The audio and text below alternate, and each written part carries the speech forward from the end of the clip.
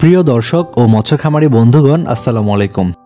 স্বাগতম জানাচ্ছি বিসমিল্লাহ ফিশ সেল বিডি চ্যানেলের নতুন একটি ভিডিওতে। আশা করি আপনারা সকলেই ভালো এবং সুস্থ আছেন। মাছের বাজারে সচরাচর পাওয়া যায় এবং দামে কম এমন মাছের মধ্যে তেলাপিয়া মাছ অন্যতম। তেলাপিয়া মাছ যে কোনো পুকুরে ঝামেলা ছাড়াই চাষ করা যায়। এছাড়াও বায়োফ্লোকেও স্বল্প সময়ে তেলাপিয়া মাছ চাষ করে বাজারজাত করা যায়।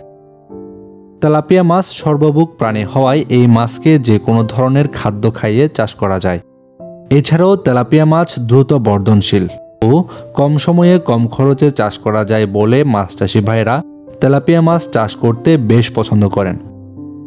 আমাদের আজকের ভিডিওতে আমরা দেখাবো কিভাবে খুব সহজেই আপনারা তেলাপিয়া মাছের ব্রুড থেকে পোনা সংগ্রহ করবেন এবং মনোসেক্স তেলাপিয়ায় রূপান্তর করবেন। তো চলুন আমাদের আজকের ভিডিও শুরু করা যাক। মনোসেক্স পোনা উৎপাদন করার জন্য প্রথমেই অন্তঃপ্রজনন মুক্ত তেলাপিয়ার ব্রুড মাছ একটি পুকুরে লালন পালন করতে হয়, যাকে আমরা ব্রুড মাছের পুকুর বলে থাকি। ব্রুড মাছের পুকুরের পানির গভীরতা 3 ফুট হলে ভালো হয়। এই পুকুরে ব্রুড মাছ মজুদের ক্ষেত্রে প্রতি হাপায় 20টি স্ত্রী মাছ এবং 7টি পুরুষ মাছ ছাড়তে হয়। এক্ষেত্রে প্রতি একটি পুরুষ মাছের বিপরীতে 3টি স্ত্রী মাছ ছাড়া যায়। ব্রুড মাছের খাবার হিসেবে যে কোনো ভাসমান খাবার মাছের শরীরের ওজনের 3 থেকে 4% হারে প্রয়োগ করতে হয়। তবে অবশ্যই খেয়াল রাখতে হবে খাবারে যেন প্রোটিনের মাত্রা 25 থেকে 30% থাকে। ব্রুড পুকুরে মাছের লালন পালনের 10 থেকে 12 দিনের মধ্যেই স্ত্রী তেলাপিয়া মাছের মুখে ডিম চলে আসবে এবং সে সময় থেকে ডিম সংগ্রহ শুরু করা যায়। এমত অবস্থায় প্রতি সপ্তাহে একবার করে স্ত্রী মাছের মুখ হা করিয়ে পানিতে চুবিয়ে ডিম সংগ্রহ করতে হয়। ডিম সংগ্রহের পরবর্তী ধাপে সংগ্রহকৃত ডিম প্লাস্টিকের তৈরি ইনকিউবেটরে 48 থেকে 72 ঘন্টা রাখতে হয়। ইনকিউবেটরের সাহায্যে মাছের ডিম ফুটে বাচ্চা বের হয়ে আসে।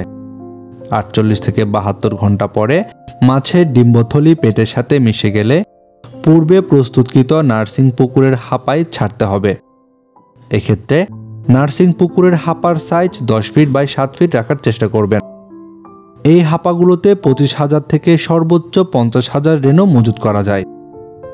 এখন আমরা যে বিষয়টি নিয়ে কথা বলবো সেটি মনোসেক্স তেলাপিয়ার পোনা উৎপাদনের সবচেয়ে গুরুত্বপূর্ণ ধাপ, অর্থাৎ হাপায় রেনু দেওয়ার পরে এই রেনুগুলোকে খাবারের সাথে হরমোন ব্যবহার করে মনোসেক্স তেলাপিয়ায় রূপান্তর করতে হয়। খাবারের সাথে হরমোন মেশানোর জন্য এমন খাবার নির্বাচন করতে হবে যেন ওই খাবার পানিতে ভেসে থাকে। খাবারে প্রোটিনের পরিমাণ 30%-এর অধিক হওয়া বাঞ্ছনীয়। বর্তমানে বাজারে পানিতে ভেসে থাকে এরূপ নার্সারি খাবার পাওয়া যায়। হরমোন মিশ্রিত খাবার তেলাপিয়া মাছের রেণুপোনার হাপায় প্রতিদিন 5 থেকে 6 বার প্রয়োগ করতে হবে। হরমোন মিশিয়ে খাবার প্রস্তুতির সময় অবশ্যই খেয়াল রাখতে হবে যেন তৈরিকৃত খাবার 5 থেকে 6 দিনের মধ্যে শেষ হয়ে যায়।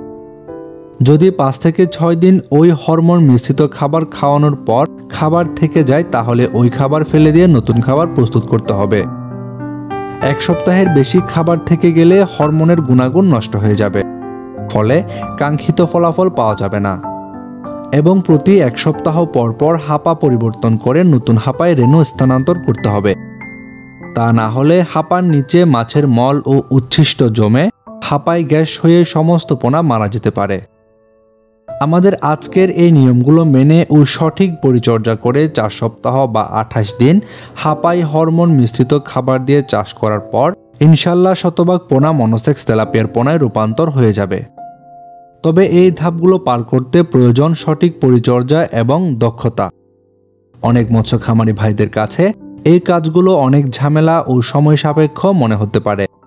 তাই যারা বায়োফ্লোকে ও পুকুরে চাষ করার জন্য উপযুক্ত অরিজিনাল মনোসেক্স তেলাপিয়া মাছের পোনা খুঁজছেন তারা ভিডিওর স্ক্রিনে দেখানো পোনাগুলো নিতে পারেন। এই পোনাগুলো বাংলাদেশের যে কোনো জায়গায় অক্সিজেন দিয়ে হোম ডেলিভারি দেওয়া হয়।